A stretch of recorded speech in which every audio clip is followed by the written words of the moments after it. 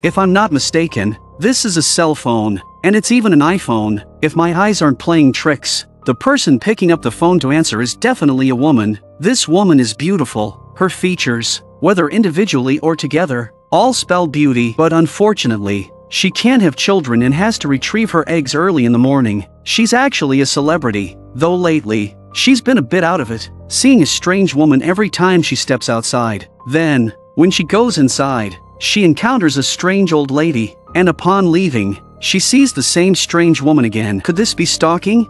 Is it just coincidence or stalking? Either way, the egg retrieval was rather successful. She and her boyfriend are already imagining the future with their child. Yet, despite the joy, she can't shake off the odd occurrences she's been having lately. She comes home and, though she put her medication in the fridge, finds it on the table the next morning. She only looks in the mirror, yet somehow pulls a long hair from her head. Clearly, she doesn't have any issues, yet something keeps making her doubt herself. She even sees a shadow darting around in the middle of the night. Half asleep and confused, she chases after it, but it moves too fast for her, and she can only lock the main door. Turning back, she notices her hands are red, which scares her into a scream. Was that just her imagination, or is there really a shadow? She finally gets on the subway, still shaken from what happened, but when she arrives at the hospital, she feels warmth in her heart seeing her poster displayed high on the building, a sign her fame is rising. She walks into the building and enters the hospital, drifting off to sleep. When she wakes, she feels nothing but pain. After the doctor's instructions, they leave the lobby. Her boyfriend goes to handle the paperwork when suddenly an old woman enters, claiming to know Anna. Anna assumes she's a fan but is shocked when the woman, like a witch, says something mysterious. "You are her, she is you," or something like that, which frightens Anna to leave quickly. Yet, as soon as she steps out of the building, she sees that strange woman from the morning hiding on the side, seeming to follow her. The woman smiles at her and then turns away, leaving Anna deeply unsettled. When her boyfriend arrives, Anna tells him about it, but he brushes it off, telling her to relax. But strange events keep happening. Anna finds a white hair on her head, a very long one at that. Even stranger, she sees her boyfriend mingling with a group of women at a party. She goes, thinking she'd be popular, but they all say her boyfriend and his ex-wife are a better match. Was it low emotional intelligence or deliberate provocation? The situation is so awkward that Anna excuses herself to cry in the bathroom. The woman doesn't plan to leave it there and follows her to the restroom, thinking it's a confrontation. She's surprised when the woman apologizes and even gives her a lipstick. Anna accepts it, but upon leaving, she realizes someone was hiding in the stall all along. Anna's curiosity gets the better of her, and she checks her boyfriend's phone. To her shock, she finds photos of him and his ex-wife, looking very happy. Even worse, there's a comment saying they're perfect together, just recently posted. Tonight will be a sleepless one. Anna is a big star, and the next day, she's being interviewed on TV, with all eyes on her. She hides last night's dark circles under a layer of foundation no one should notice. The interview goes well, and Anna is cheerful, but then she spots an old lady in the audience, the same one she saw at the hospital yesterday. Anna gets chills, gasping as she feels a deep sense of dread. On her way home, she remains distracted, her mind filled with the old lady's image. At home, celebrities often make their homes like museums, artful but a bit eerie. She hears footsteps, assuming her boyfriend's home, but there's no answer when she calls for him. A familiar chill runs through her. The only way to feel safe is to arm herself. Anna picks up a kitchen knife. Is she scaring herself? But then she notices a torn note on the fridge, and now she's truly frightened. She calls her boyfriend, but he's busy at an art exhibition, so she heads to find him there, with all the reporters. She remembers the lipstick in her pocket and quickly applies it. Reporters swarm her as she arrives, but to her dismay, she sees that woman again, smiling. Why does she keep seeing her everywhere? Inside the gallery, she meets another woman who makes her uneasy. And isn't she wearing the same shoes as the woman in the restroom? She spots an artwork, seemingly of a woman holding a child. She's shocked, unsure if it's a wishful vision or the art's inherent meaning. Either way, she's stunned, and a woman approaches, saying it's her creation. Before they speak much, someone taps her shoulder. It's her boyfriend. They're still very much in love. Hand in hand, they go to the hospital, watching their future baby grow. It feels like spring, but she drowsily spots that old lady again. Thankfully, just a nightmare. Her boyfriend, in an effort to comfort her, places the photo by her bedside. In this warm care, Anna drifts off to sleep, but when she wakes in the middle of the night, she sees a shadow flit across the room and chases after it. The shadow is fast, and she reaches the door, only to see it vanish. Anna had no choice but to close the door, but then she noticed her hands were covered in blood. It turned out to be lipstick, but it was still smeared all over, leaving a mess, and there were even words written on the mirror. The police arrived, and she recounted everything, but they didn't believe her much. Even her husband seemed skeptical about what she described. Not only did they not believe her, but the police also accused her of playing a prank. Anna felt it was completely unreasonable. The police suspected she was having hallucinations from her medication. Anna wasn't sure if they were right, but she knew she couldn't lose her job. So she returned to her company, only to see that woman again on the way. With her nerves on edge, she arrived at work, only to be met with a surprise as she walked in. She'd been nominated for a music award. Her career was truly on the rise. Though she was happy, she still felt uneasy, always sensing that someone was following her. She told Siobhan, but Siobhan thought it was just stress and offered her a potion. Anna specifically asked if it would affect her after her recent IVF. Siobhan confidently assured her that, as her Siobhan, she'd never steer her wrong. With nothing else to say, Anna downed the potion in one gulp. She immediately felt nauseous, realizing too late that people's words aren't always trustworthy. Now understanding, Anna immediately called her doctor, asking if drinking the potion would harm her after IVF. The doctor somehow reassured her with just a few words. While lost in thought, she suddenly felt a large hand on her stomach. Turning around, she reflexively hid only to realize it was her husband. Thankfully, it was just a minor scratch on his face. Nothing serious. He had come to remind her about an appointment. Anna said, "But didn't I just go? It's not time yet." When she turned back, she realized it was already 2 weeks later. Was it her, or was time itself playing tricks? They arrived at the hospital, where the doctor showed them the screen, and the sight of the little one brought them joy. Anna's nomination meant she'd walk the red carpet, and Siobhan brought out a beautiful dress for her to wear. Under the flash of cameras, Anna looked even more stunning, drawing envy from fellow stars. But what Anna didn't expect was that this awards night would haunt her forever. As a public figure, Anna went to the restroom, and a woman approached, claiming to be her biggest fan. Meeting a fan means smiling no matter your mood, or the tabloids would be full of rumors by tomorrow. The fan lingered, not leaving. Anna, facing the mirror, peeled the scab from her earlier scratch. The fan observed closely and even noticed they were wearing the same shoes. She asked Anna to take a photo with her, but Anna, losing her patience, went to the bathroom to vomit. Seeing this, the fan inexplicably reached out to touch Anna's stomach. Annoyed, Anna pushed her away, a push that proved disastrous. The fan hit her head, fell, and died on the spot. Here she was, coming for an award, and now, after a trip to the bathroom, she'd become a murderer. Sticking to her principles, Anna decided to leave quietly. She returned to the hall, concealing her panic with years of acting experience. The host called her name, a spotlight illuminating Anna as she took the stage. But as she gave her speech, she spotted that fan in the audience, clapping with a fake smile. And to her horror, her husband was sitting nearby, kissing another woman. The sight made Anna nauseous, and she suddenly vomited black water before collapsing. Was she cursed, or was it just depression? When she woke up, Siobhan suggested she ignore the tabloid gossip and take a long break. Being chased by the media might be exciting, but it wasn't ideal for everyday life. Dexter took her to a resort, suggesting she rejuvenate before returning to face the battle. The villa was unique and artistic, with beautiful glass architecture. For added safety, a tall, strong security guard was assigned to her, a luxury accessory with a model-like presence. Being a resort, a romantic dinner was naturally part of the experience. Cutting steak should have been romantic, but the knife was so dull it took forever. To maintain her image, Anna went to the kitchen for a knife, only to find a photo of her husband with his ex-wife in the drawer. Anna put the photo back, pretending not to have seen it, and returned to her steak, exemplifying a woman's cleverness. But, as expected, such a discovery meant a sleepless night. Hearing a noise, her curiosity got the better of her, and she ventured alone to the basement to investigate. Coincidentally, she ran into the security guard,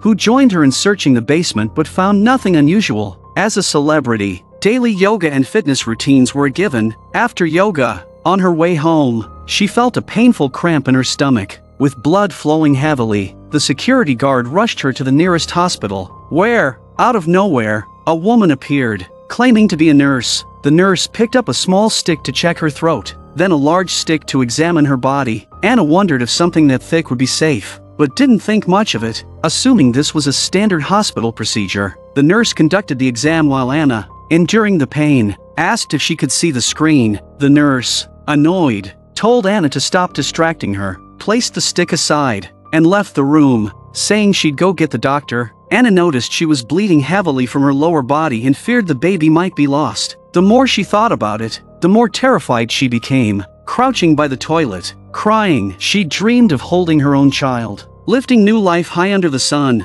That dream had been feeling closer, but now it seemed further than ever. When she came to, the doctor informed her that the embryo was gone, leaving Anna too devastated to even cry. The doctor recommended an ultrasound to clear any remnants. Anna mentioned the nurse had already performed an ultrasound. The doctor, alarmed, told her no nurse had been sent for an ultrasound, and that the nurse Anna described didn't even exist at this hospital. So who was that nurse? Now, Anna couldn't even focus on her grief. This situation demanded deep thought, and on the way home, Anna told her husband, Dexter, that she felt like someone was setting her up, like an unseen force was pressing in on them. Someone seemed intent on preventing them from having a child. Dexter found it hard to believe. Anna, sensing doubt, became furious, stepped out of the car, and said she needed to clear her head alone. Dexter, feeling helpless, let her go, but hours passed with no sign of her, so he called in the local police to help search. No matter how angry a woman might be,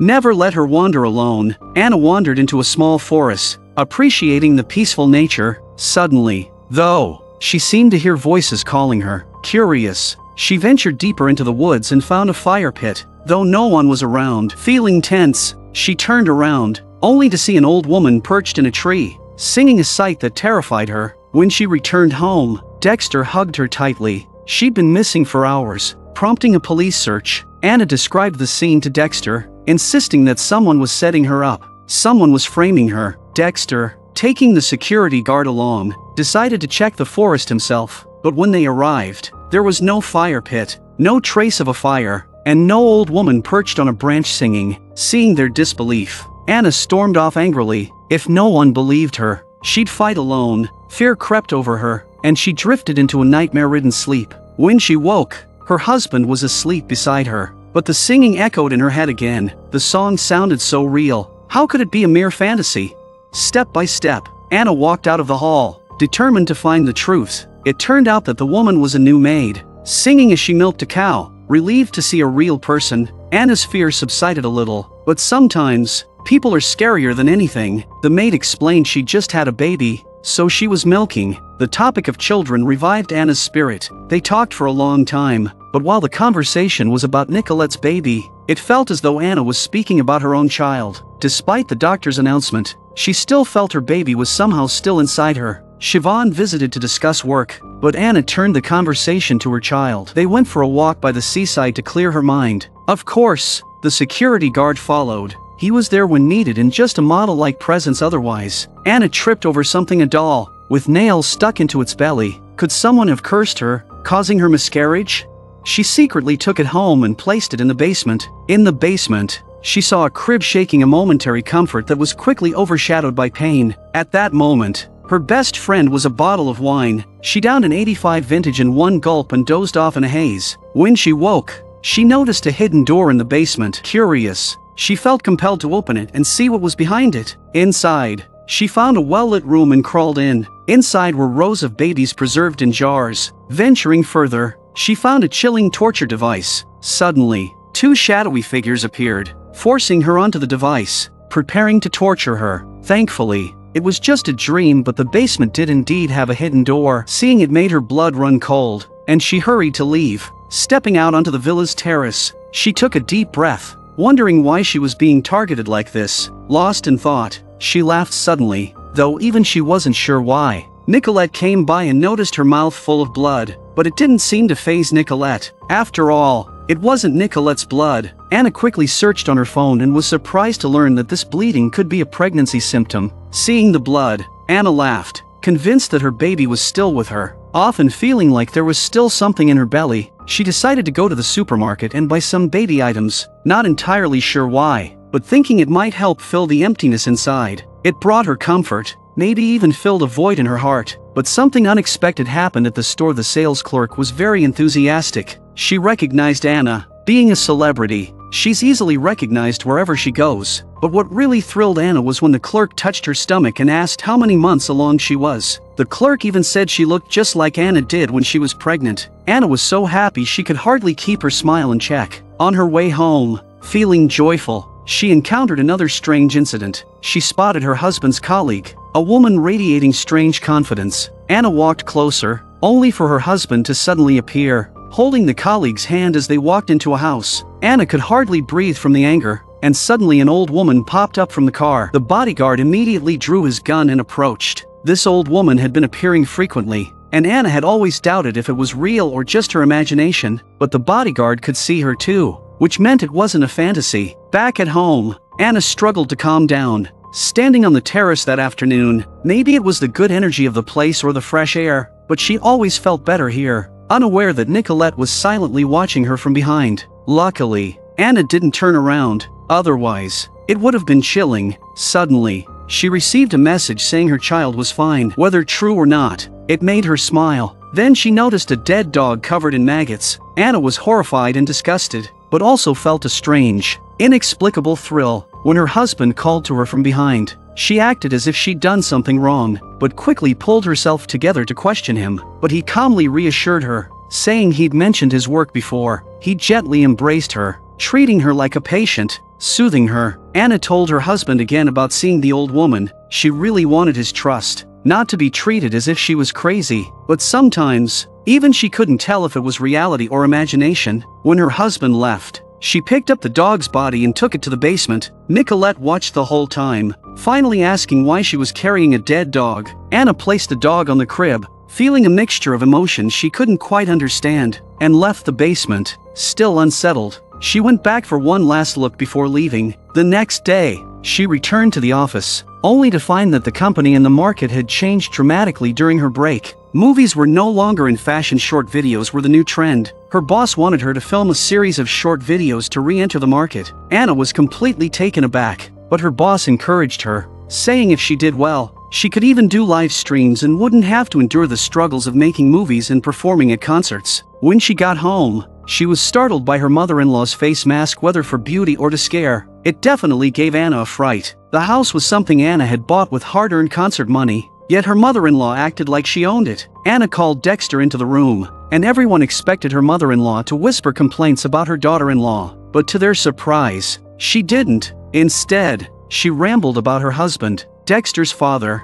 saying she wanted a divorce. Women can be headstrong at any age, and Dexter did his best to keep the peace. But Anna still suspected they were talking behind her back. After all, a bit of temperament is normal among women. She kicked a piece of glass, shattering it, and kept stomping on the floor. Anna still felt her child was in her belly, though Dexter dismissed it as madness. But today, when they went to the hospital, the movement in her belly made them both smile. The doctor said it was clear the baby was still alive and kicking. Anna was puzzled. How could the previous doctor have said she miscarried? Could that doctor have been incompetent?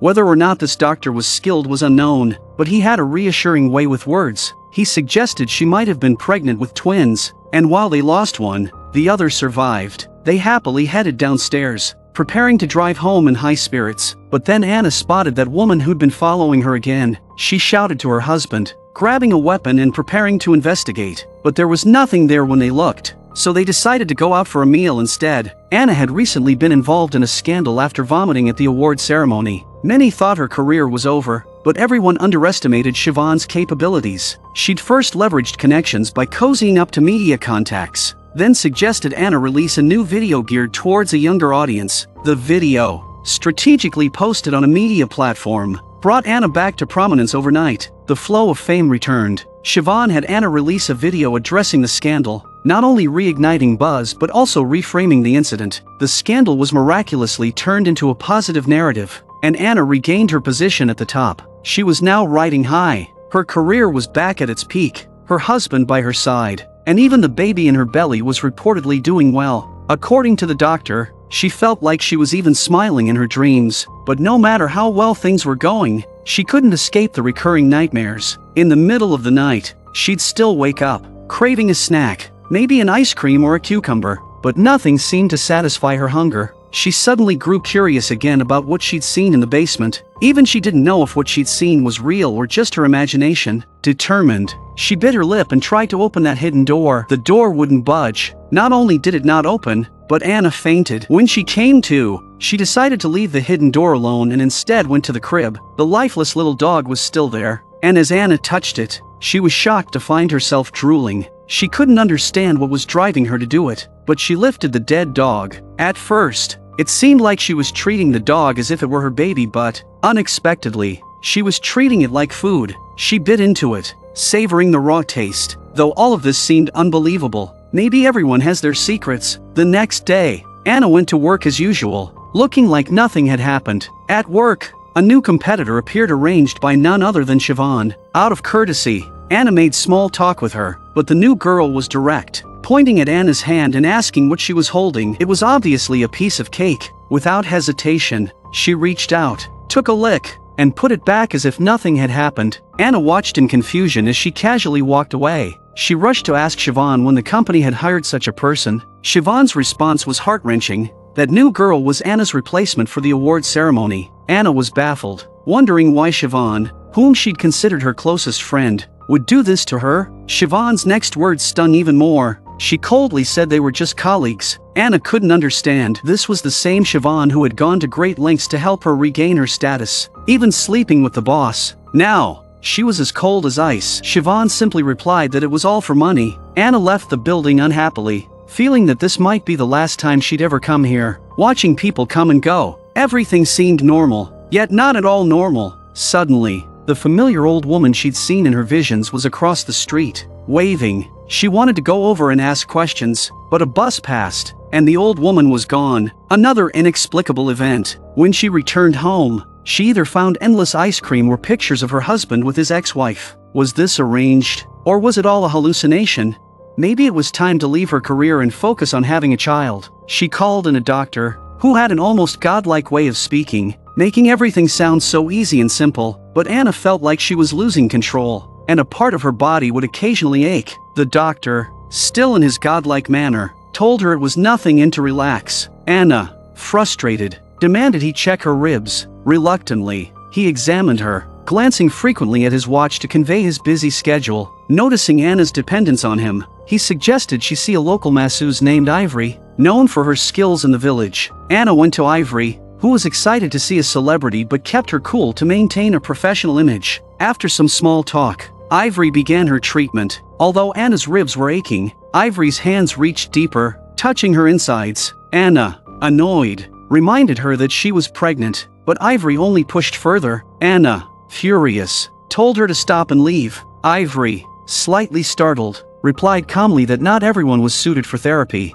Anna suspected something was going on between her husband and his colleague. Though Dexter insisted they were just partners, Anna didn't believe him. Cleverly, she suggested that Dexter invite the woman over for dinner, wanting to get close to her enemy. Dexter, thrilled, agreed without hesitation. The next day, the woman arrived, bringing red wine. As a guest, she acted as if she belonged there, making herself at home, as if she could stay forever. Maybe confidence and intrusion go hand in hand, but eventually, she left. Once she was gone, Dexter and Anna argued, a shocking change for a man who had always been gentle and caring. Dexter suggested Anna see a doctor, claiming she had issues because she couldn't let go of the award and was fixated on it. Anna laughed bitterly. This was clearly about him and that woman. Why turn it on her? Once a woman starts doubting, even breathing becomes a crime. Unable to bear it, Anna retreated to the basement, holding 2 dolls and watching the award ceremony. It would be impossible to say she felt nothing. After all, that award should have been hers. Siobhan called and asked if she still wanted the award. Anna replied directly that she'd always wanted it. Siobhan then asked if she wanted it as much as she wanted a child. Anna confirmed, saying yes. Siobhan pressed further, asking if she'd do anything to get it. After a moment's hesitation, Anna agreed. The next day, shocking news broke. The new star who was supposed to attend the awards had died in a car accident on the way. Anna was stunned, unable to tell if it was an accident or something orchestrated. Everything felt like it was falling into place according to some plan.